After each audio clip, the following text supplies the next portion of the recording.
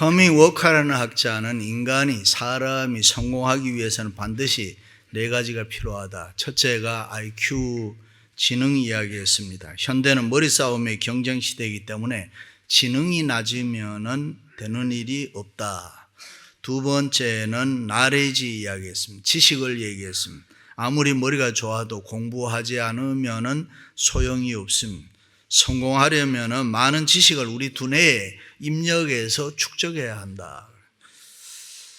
세 번째는 테크놀로지 이야기했습니다. 기술 이야기했습니다. 누구보다도 지식이 많다고 해도 그 지식에 따라 행할 수 있는 실천 능력이 없으면 소용이 없다. 넷째는 애티튜드 이야기했습니다. 태도, 자세히 얘기했습니다. 어떻게 사느냐. 워커는 이 네 가지 중에서 가장 중요한 것이 95%가 이 네 번째 태도, 자세, 우리가 세상을 어떻게 사느냐에 따라서 일이 되어진다. 사람이 성공할 수도 있고 실패할 수도 있다 했습니다. 지금 미국을 비롯해서 선진국에서는 과학의 발달로 지노움 프로젝트라는 것이 빠르게 진행되고 있습니다. 지노움 프로젝트라는 것은 우리 인체 내에 있는 유전자 DNA의 모든 정보를 분석해서 CD롬에 수록하는 것입니다. 이미 하등 동물의 유전 정보 분석은 CD롬 한 장에 다 수록됐습니다. 그러나 인간은, 이 사람은 좀 다르더라는 것입니다. 인간은 유전자 정보를, DNA를 완전히 분석한다고 하더라도, 몽땅 다 파악한다고 하더라도 사람이라는 걸 전체를 이해할 수가 없더라는 것입니다. 왜냐하면 인간은 선천적 DNA도 있지만 후천적 DNA, 인자들의 영향을 많이 받아서 사람이 자꾸 변해 가더라는 것입니다. 자기 자신의 의지에 따라서 삶의 방법과 태도가 엄청나게 달라지더라는 것입니다. 따라서 우리가 삶을 어떤 태도로, 내가 어떻게 이 세상을 어떤 자세로 살아가느냐에 따라서 그 사람의 모습이 달라지더라는 것입니다. 그렇습니다. 사람이 성공하려면 이 마음의 자세가, 우리의 삶의 태도가 중요합니다. 성공적인 삶을 위해서, 행복한 삶을 위해서 참으로 우리에게 필요한 것이 무엇이냐? 내가 어떻게 살 것인가? 그 자세가, 그 태도가 필요하다 했습니다. 거기에 따라서 사람이 달라지는데 우리의 자세와 태도가 바로 되어 있지 않으면 우리는 아무것도 할 수 없다. 어떤 사람이 그럽니다. 나는 하는 일마다 될 듯 하면서도 안 되더라. 뭐가 잘 안 돼. 그런 분이 있으면 누구 탓하지 마시고 세상 원망하지 마시고 내 삶의 기본 자세를 다시 한번 점검해보고 새로 시작하시기를 바랍니다. 결혼할 때도 그 자세가 중요합니다. 다른 사람이 다 결혼하니 나도 한번 해보자. 혼자 사는 것보다는 낫지 않겠나. 그런 생각으로 결혼하면 되겠습니까? 사업도 그렇습니다. 사장이나 종업원이나 그건 그렇게 중요한 게 아닙니다. 사장이든지 종업원이든지 어느 위치에 있든지 자기 일의 요 기본적인 자세가 중요합니다. 학교에 공부하는 학생도 학교가 좋으냐 안 좋으냐 그게 중요한 것이 아니라, 또 아니면 전공 메이저가 뭐냐 그것도 그렇게 중요하지 않습니다. 어느 학교에 다니든지 내가 무엇을 전공하든지 간에 내가 왜 공부를 해야 되느냐 하는 그 자세가 중요한 것입니다. 그렇습니다. 예수 믿는 우리들에게도 신앙인의 자세가 있습니다. 잘 믿기 위해서는, 좀 더 좋은 크리스찬이 되기 위해서는 이 신앙인의 기본 자세가 중요합니다. 교회 오를 때에도 시편 기자처럼 내가 주의 집에 오르자 할 때 기뻐하였도다. 믿음의 자세가 있습니다. 예배할 때에도 예배하는 자는 영과 진리로 예배하는 예배자의 자세가 있습니다. 찬양할 때도 그렇고 기도할 때도 그렇고 그 자세가 있습니다. 교사로, 성가대로 여러 가지 봉사할 때도 이 봉사하는 자의 자세가 있습니다. 교회 와서 성도들을 만날 때도 그 자세, 그 태도가 있습니다. 여러분은 어떤 자세로 교인들을 만납니까? 빅터 프랭클린이 수용소에서 하루하루 살면서 하나님이 나에게 원하는 게 뭘까? 내가 언제 죽을지도 모르는데, 그리고 발견한 것이 상대를 위해서 웃는 것, 미소인 것입니다. 그것을 깨닫고 함께 있던 사람이 끌려나가 죽을 때에 죽어갈 때에 미소를 지어주면서 그 사람을 위로합니다. 우리가 교회에 와서 사람을 보고 웃는다는 거, 미소 지어준다는 거 귀한 일입니다. 설교를 들을 때도 설교를 경청해야 됩니다. 저희 교우들은 모두가 다 설교를 참 잘 듣습니다만은 집회를 가보면 가끔은 옆에 앉은 남편을 쿡쿡 찌르면서 잘 들어두라고 하는 말 잘 들으라고 그런 표정 짓는 분들이 있습니다. 좌우를 또 자꾸 살펴요. 왜? 저 설교는 아무개가 반드시 들어야 되는데 오늘 살펴보니까 안 왔어. 너무 속이 상해하는 사람. 그렇습니다. 설교는 내가 듣고 내가 은혜를 받는 자세가 중요합니다. 언제나 내게 하시는 하나님의 말씀으로 내가 아멘으로 하고 은혜를 받아야 된다 그 말입니다. 그 말씀 안에서 주님 만나야 됩니다. 설교 듣는 자세가 흐트러지면은 절대로 좋은 그리스도인이 될 수가 없습니다. 우리가 은혜와 축복을 경험할 수가 없습니다. 그렇습니다. 지금 우리가 사는 이 세상은 너무 타락하고 살기가 어려운데 우리는 한눈 팔지 말고 이 세상을 본받지 말아야 됩니다. 세상과 타협해서도 안 되는 것입니다.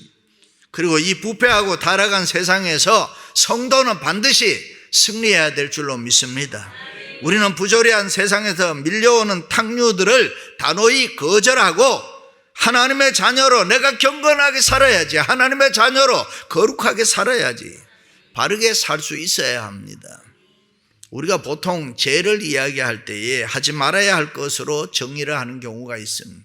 그러나 적극적인 의미에서 보면 당연히 내가 해야 될 일을 하지 않는 것, 그것도 죄라고 성경은 말합니다.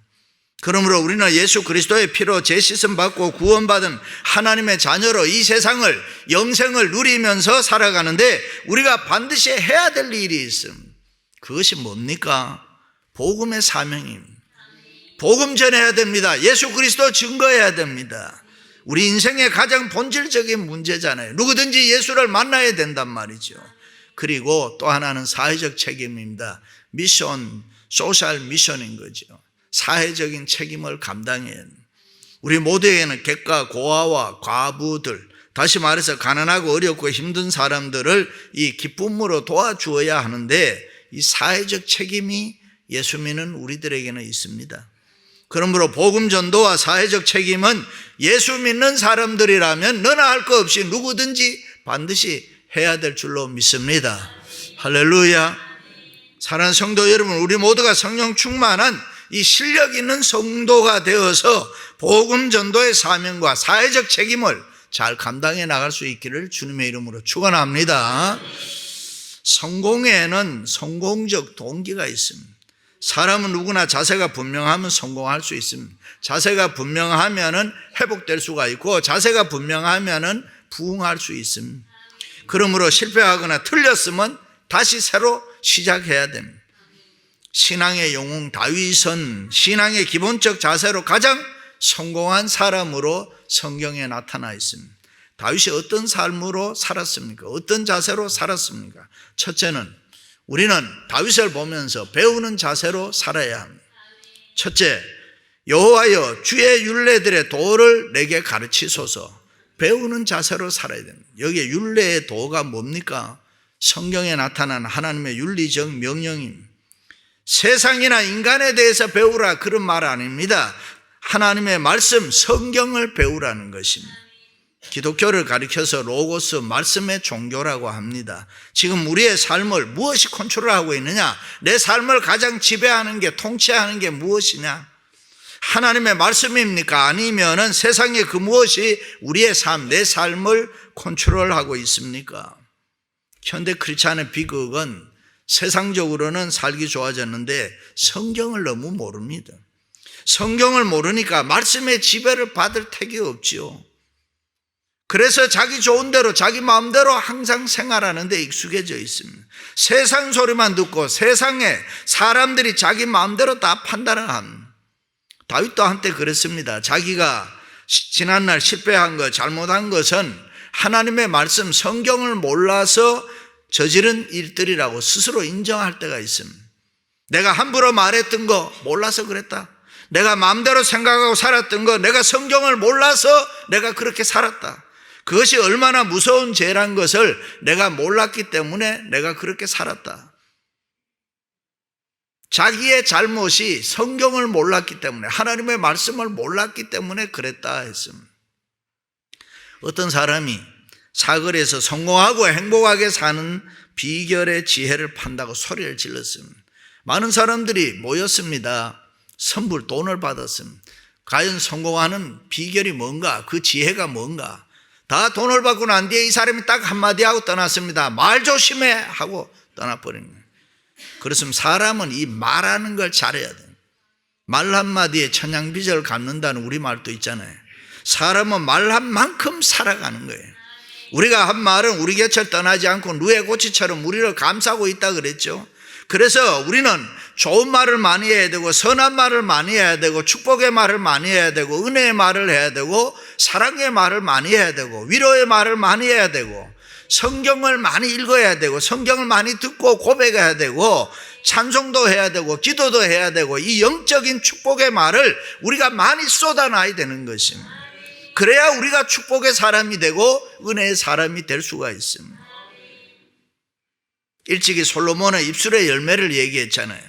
우리가 한 말은 그대로 어디로 날아가 버리는 게 아니고 우리의 생활에 열매를 맺는다. 믿으시면 아멘. 그렇다면 우리는 지난날 생각의 실패, 말의 실패, 행동의 실패, 그 원인이 어디 있다고 생각합니까? 몰랐기 때문에. 왜 예수 그리스도를 우리가 잘 믿지를 못하느냐, 좋은 크리스찬이 못 되느냐? 모르기 때문에.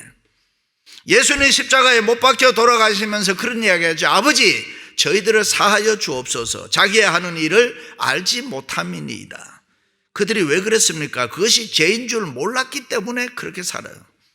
그래서 다윗은 가르쳐 달라는 것입니다. 그냥 놔두면은 내가 안다고 착각하고 교만해서 내가 이 세상을 마음대로 살아갈 것이니까 하나님 나에게 성경을 가르쳐 주옵소서. 할렐루야. 그렇습니다. 신앙인의 기본 자세는 요 성경을 배우는 것입니다. 겸손한 마음으로 배워야 됩니다. 안다고 쉽게 또 정죄해서도 안 되는 것입니다. 비판하지 말아야 되는 것입니다. 우리는 언제나 배우는 자세로 겸손하게 살아가야 합니다. 사랑도 그렇습니다. 여러분 50년, 70년 살아보니까 사랑에 대해서 자신 있습니까? 그런데 왜 싸우고 이혼합니까? 20, 30대 사랑, 50대 사랑, 70대 사랑, 그 사랑이 다 다르지 않습니까? 사랑의 신비라는 것은 무궁무진합니다. 두고두고 배워야 하는 것이 사랑 아닙니까? 수십 년 함께 살아도 한 남자가 한 여자를 다 알지 못합니다. 한 여자가 한 남자를 다 알지를 못합니다. 그것이 그렇게 쉽지를 않습니다. 그래서 초대교회 성도들은 부지런히 배웠습니다. 성령이 충만해서 모일 때마다 기도하고 찬미하고 떡을 떼며 사도의 가르침을 받았다라고 했습니다. 항상 배웠다는 말이죠. 우리도 교회에서 성경 말씀 신앙생활 항상 배워야 할 줄로 믿습니다. 할렐루야. 사도행전에 보면은 백부장 고넬료가 식구들과 친척들을 다 모아놓고 베드로를 경건하게 기다리고 있다가 베드로가 나타나니까 그 앞에 가서 넙죽 엎드려 꿇어 엎드렸습니다. 그리고 이렇게 말했습니다. 이제 우리는 주께서 당신에게 명하신 모든 것을 듣고자 하여 다 하나님 앞에 있나이다.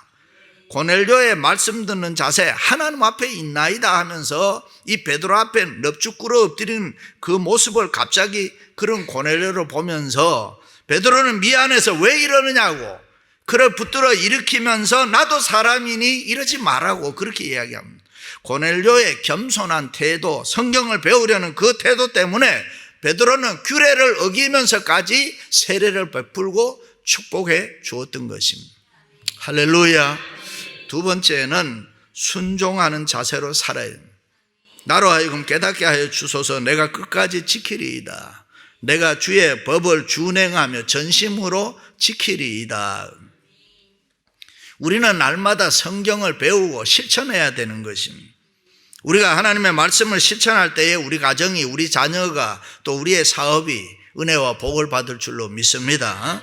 그러므로 교회는 예수 그리스도를 머리로 해서 지체된 우리들이 성경 하나님의 말씀에 순종해서 각각 믿음의 분량대로 봉사하고 헌신하고 충성해야 되는 것입니다. 우리가 쓰고 있는 이 안경이 때로는 불편합니다. 그러나 눈이 나쁜 사람에게는 안경이 짐이 아니고 자유입니다. 이걸 쓰면은 확 밝아진단 말이죠. 제약이 아니고 축복인 것입니다. 오늘 또 조국에서 들려오는 소식은 슬픈 소식이 있습니다만 요즘 한국에 나가면 이 지하철 참 잘 돼 있습니다. 그런데 지하철이 레일로드를 떠나면 자유할 것 같지만 레일 위를 달릴 때에 힘이 있고 자유가 있는 것입니다. 마찬가지로 성경 말씀은 우리의 삶의 제약이 아닙니다. 말씀을 배우고 말씀을 실천하고 순종해야 그 말씀이 힘이 되고 은혜가 되고 축복이 되고 사람답게 살게 되는 것입니다. 말씀에 순종할 때에 우리에게 은혜가 되고 축복이 되고 참 자유함이 주어지는 것입니다. 믿습니까? 그렇습니다. 우리가 깨닫고 배운 것이 있으면 순종해야 하는 것입니다. 생각으로만 배우는 것이 아니고 몸으로 부딪히면서 배우는 것, 그것이 깨달음의 배움입니다. 보통 평소에 나는 안다고 생각했는데 막상 부딪혀 보니까 나는 모르는구나. 실감할 때가 너무 많습니다. 이론적으로 논리적으로 합리적으로 내가 분명히 이것은 성공하고 되는 일인데 그런데 안 되는데 어떻게 합니까? 그래서 다윗은 순종을 이야기합니다. 우리가 잘 사는 방법이 있습니다. 축복의 문, 하늘 문을 여는 방법이 있습니다. 그것은 바로 하나님의 말씀에 순종해야 된다. 할렐루야. 베드로를 비롯한 예수님의 제자들이 밤이 맞도록 수고를 하였을 때 얻은 것이 없지만은 말씀에 의지하여 그물을 내리리이다. 영어 성경에 보면 nevertheless, 그럼에도 불구하고라는 부사가 하나 딱 들어가 있습니다. 내 생각은 아는데 나는 그렇게 생각하지 않는데 하나님의 말씀이니까 내가 순종하겠나이다. 그럴 때 그물이 찢어지도록 고기를 잡았다. 그것이 순종이 주는 축복인 줄로 믿습니다. 할렐루야. 그렇습니다. 말씀의 순종은 기적을 일으키는 것입니다. 말씀의 순종은 우리로 하여금 은혜와 복을 얻게 하는 것입니다. 그래서 다윗은 내가 하나님의 말씀을 전심으로 준행하겠나이다. 예수님께서도 순종의 원리를 알았기 때문에 내 뜻대로 마시고 아버지의 뜻대로 하옵소서. 아버지의 뜻대로 사는 것이 순종입니다. 엘리야 선지자가 사르밧 과부에 가서 마지막 남은 떡 한 덩이 달라고 했습니다. 그 떡이 어떤 떡입니까? 아들과 같이 구워 먹고 죽으려는 마지막 떡덩이를 달라고 합니다. 여러분 줄 수 있겠습니까? 그런데 이 과부는 그 떡을 하나님의 종 엘리야에게 줍니다. 그 순종으로 가루통에 가루가 기름병에 기름이 마르지 않는 은혜와 축복을 받게 되는 것입니다. 할렐루야. 마지막으로는 헌신하는 자세로 살아야 해요. 나로 하여금 주의 계명들의 길로 행하게 하소서. 내가 이를 즐거워함이니이다. 여기 길은 보통 길이 아닙니다. 옛날 성경은 첩경이라고 되어 있습니다. 길은 길인데 빨리 달릴 수 있는, 우리말로 하면 프리웨이, 고속도로를 이야기합니다. 솔로몬의 잠언에도 보면 그 우편선에는 장수가 있고 그 좌편선에는 부귀가 있나니 그 길은 즐거운 길이요 그 첩경은 다 평안이니라. 미국에 와서 첫 번째 느낀 것이 길 도로가 정말 잘 돼 있지 않습니까? 요즘 한국도 도로가 참 잘 돼 있더라고요. 우리 마음에 하나님의 말씀을 듣자마자 그대로 행하는 참 길, 프리웨이, 첩경, 이것이 있어야 된다. 그러면 말씀을 들었는데 마음의 길이 복잡해서 꼬불꼬불한 오솔길이 되어서 잘 가지를 못하는 거야. 말씀대로 살지를 잘 못하는 거야. 그래서 시원하게 뚫린 거침없이 달릴 수 있는 이 시온의 대로가 내게 있게 해 주옵소서. 할렐루야. 친구 목사님이 미국에 왔는데 어떤 목사님이 데리고 이제 프리웨이를 달리는데 카풀라인을 간 거예요. 근데 그 목사님이 가만히 보니까 옆에는 트래픽 잽이 심한데 이 카풀라인은 막 달린단 말이죠. 여기는 왜 카풀라인이 이렇게 사람이 이렇게 없냐 이래 말을 한 거예요. 그러니까 미국에는 여기는 목사님들 다니는 길이라고 이렇게 얘기를 해줬는데 이 목사님이 철석같이 그대로 믿고 서울에 가서 하는 말이 미국에는 가니까 목사님들만 다니는 고속도로가 따로 있더라.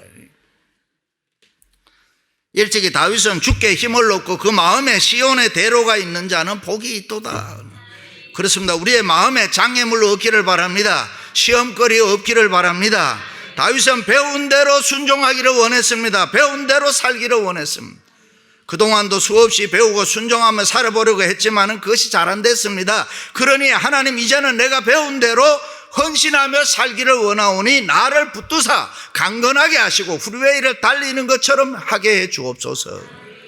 그렇습니다. 로컬 달리는 자동차처럼 자꾸 서는 것이 아니고 프리웨이 달리는 것처럼 하나님이 도우사 순종으로 헌신하며 시원하게 달리는 인생 되게 해 주옵소서.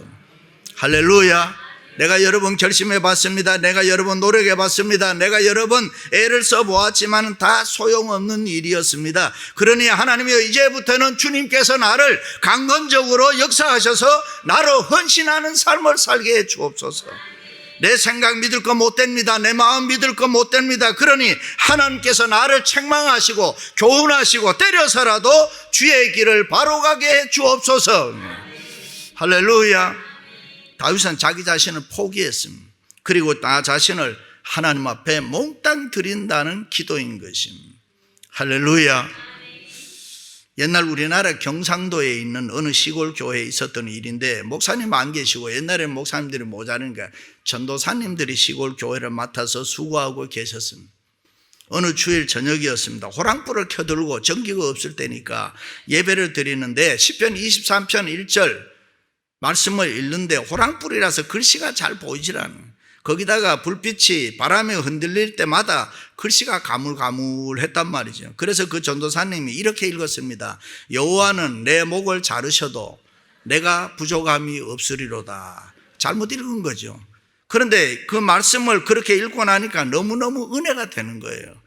그래서 전도사님이 그 말씀을 다시 한번 인용하면서, 여러분, 여호와께서 내 목을 자르신다고 할지라도 나는 부족함이 없습니다. 나는 죽어도 좋습니다. 그러자 그날 예배 참석한 성도들이 아멘 아멘 하면서 나도요. 여호와께서 내 목을 자르신다고 할지라도 나는 주님만 따르겠습니다. 할렐루야. 그렇습니다. 하나님, 나를 도와주옵소서. 나를 붙들어 주님 가신 길 나도 달리게 해 주옵소서. 그것이 헌신인 것입니다.